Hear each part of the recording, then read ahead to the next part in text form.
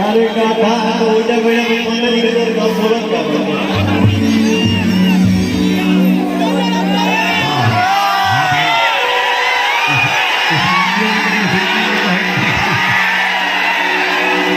Hey guys welcome two माय new blog. दोस्तों मैं हूं अभी रोहतास जिला का तुतला भवानी धाम में। मैं बता दूं दोस्तों कि यहाँ पे एक प्रोग्राम रखा गया है तुतला भवानी महोत्सव, जिसमें पवन सिंह, स्मृति सिन्हा और अनुपमा यादव, तो सारे लोग आ रहे हैं और भी क्रिएटर आ रहे हैं और भी एक्टर आ रहे हैं। तो आप लोग वीडियो में बने रहेंगे दोस्तों। उससे पहले मैं यहाँ का स्टेज और यहाँ पे कैसे सेटअप हुआ है सारा चीज़ आप लोग को दिखा देता हूँ बैक कैमरा से। गाइज आप लोग देख सकते हैं कुछ इस प्रकार का स्टेज है, बहुत ही बड़ा लंबा चौड़ा स्टेज बनाया गया है।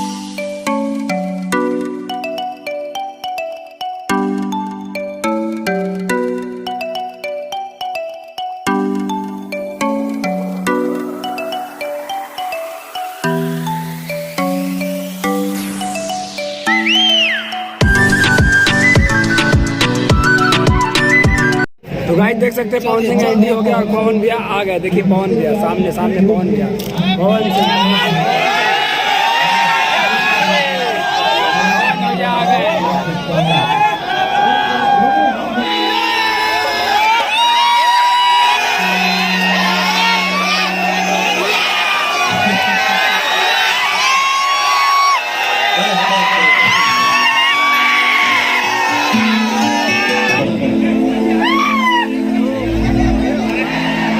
फिर क्यों हिला पाइए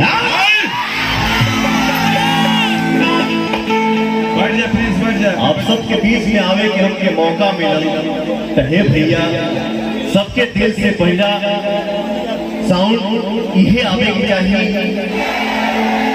सर झुका के हम एहतराम करते हैं। आज की शाम आपकी मोहब्बत के नाम करते हैं। के चलानी बेटा के चलानी मेरी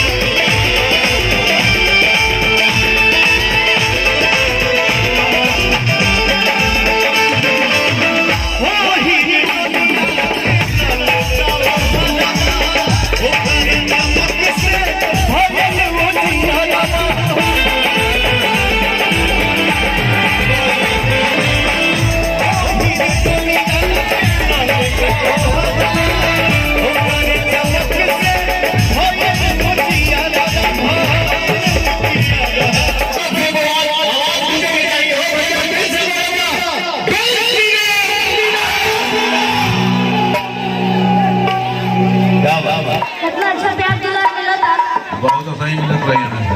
और सबसे पहले आग्रह है कि